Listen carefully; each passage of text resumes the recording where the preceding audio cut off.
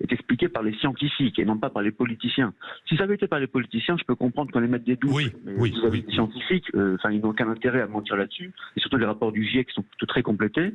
Et je comprends pas. En fait, la tendance qu'il y a Oui. à défier les climatologues. Oui, Serge Zaka, oui, c'est vrai, sur les températures dans le nord de la France qui n'ont pas dépassé 25 degrés, c'est fini ça, hein, puisque ça y est, Oui. elles ont dépassé 25 degrés. Mais Il y a 3 jours. Serge Zaka, Exactement, là on a vraiment un exemple parfait de cherry picking. On a pris juste la station de la ville de Paris et un indicateur sur les 25 degrés et les climato-sceptiques s'en ont emparé de ce petit indicateur qui est vrai et ils l'ont généralisé à l'ensemble du monde. Comment on peut généraliser une donnée sur une ville dans le monde et on le généralise ensuite à l'ensemble du monde? C'est ça en fait, c'est vraiment semer le doute avec des petits points particuliers sur le globe. Je sème le doute sur l'ensemble de la planète et ça mène à des inactions climatiques puisque quand on sème le doute, on a tendance à croire qu'il n'y a pas de changement climatique. alors tout le monde n'a pas le même avis. Sébastien, qui est à Toulouse. Bonjour Sébastien. Bonjour. Bonjour. Quel est votre regard sur ces questions-là? Et justement, je voudrais savoir pourquoi monsieur, et c'est sur quoi se base ce monsieur pour dire qu'il y a un réchauffement du coup. Alors là, on a exactement le cas parfait de la personne qui veut semer le doute. On a quand même Non, c'est pas semer le doute, je pose des questions. Bon, alors, Sébastien va vous poser une question, Serge Zaka, et ensuite, moi, j'ai une question à poser à Sébastien. Oui. Allez-y, Serge Zaka, répondez. Pourquoi est-ce que vous affirmez qu'il y a réchauffement climatique? Serge Zaka. Allô? Allô? Oui, vous m'entendez? Oui, je vous entends, Serge Zaka. Pourquoi affirmez-vous qu'il y a réchauffement climatique? Là, juste le fait de poser la question, pour moi, ça amène à semer le doute. Quand on a un rapport scientifique de plusieurs milliers de pages qui est édité depuis 30 ans ou même 40 ans, qui s'appelle le rapport du GIEC, et qu'on vient me poser la question sur quoi je me base comme affirmation scientifique, c'est quand même très osé. Voilà, juste à répondre ça. Bon, Sébastien. Alors vous, oui. Sébastien, pourquoi pensez-vous qu'il n'y a pas de réchauffement climatique? Je ne pense pas forcément qu'il y ait un changement, ou pas d'ailleurs. Je peux pas, je suis pas scientifique, mais comme disait le monsieur auparavant, je statue aussi sur le fait qu'il y a énormément de scientifiques qui disent qu'effectivement, qui ont regardé donc les résultats du GIEC et qui contestent totalement ces résultats. Donc je ne conteste pas le fait qu'il peut y avoir un réchauffement climatique qui peut être totalement naturel. Je ne me conteste pas.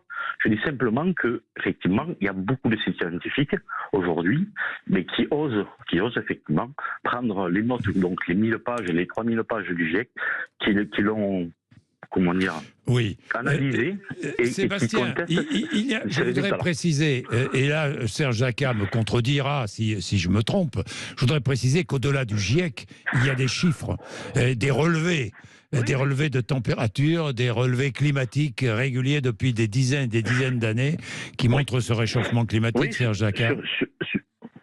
Serge Zaka. Oui, tout à fait.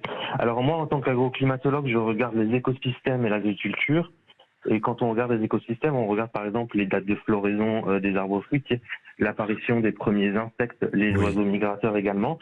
Et ce qu'on observe, c'est que sur les plus grandes séries phénologiques, donc de stades phénologiques de développement des plantes du monde, au Japon, à Beaune, on en a une depuis 1371. Dans le Japon, on en a une depuis l'an 812.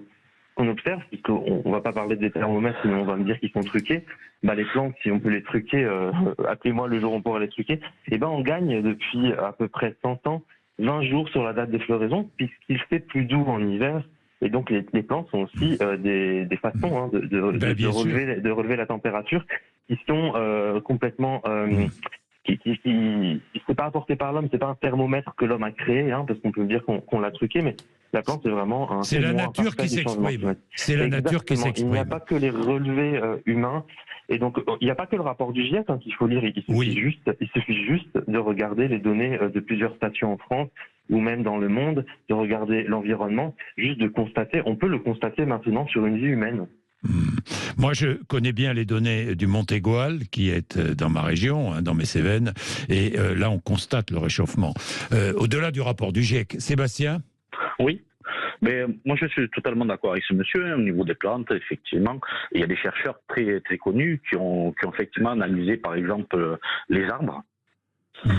et qui se sont rendus compte effectivement qu'il y avait des variations de température depuis très très longtemps, enfin depuis toujours, depuis que le monde est monde.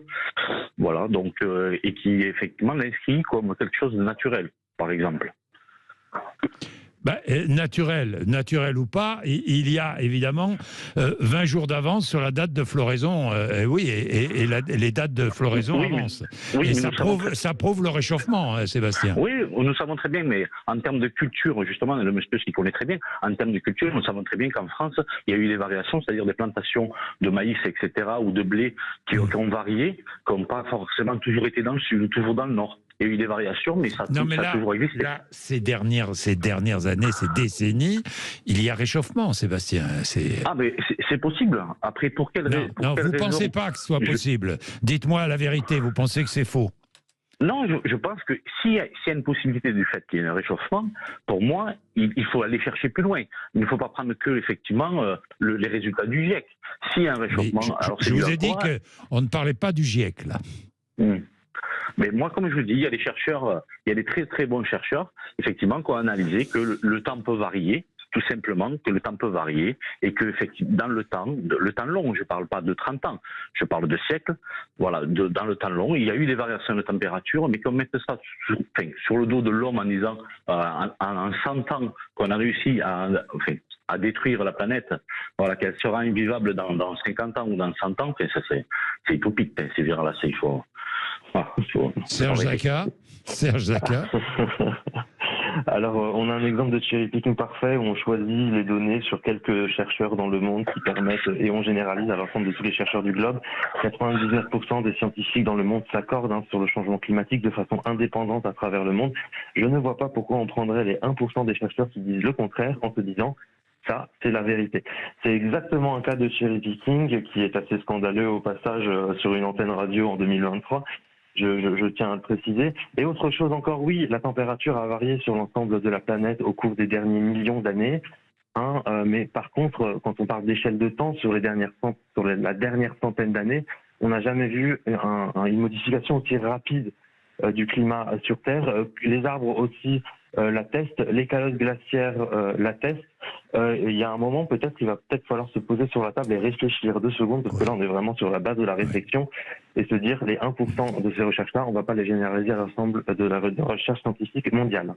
Merci Serge Zaka, merci à vous, merci à ceux qui ont appelé. Effectivement, les glaciers sont là pour témoigner. Il y a au-delà des conclusions des chercheurs, la nature témoigne elle-même. C'est elle qui parle, avant tout.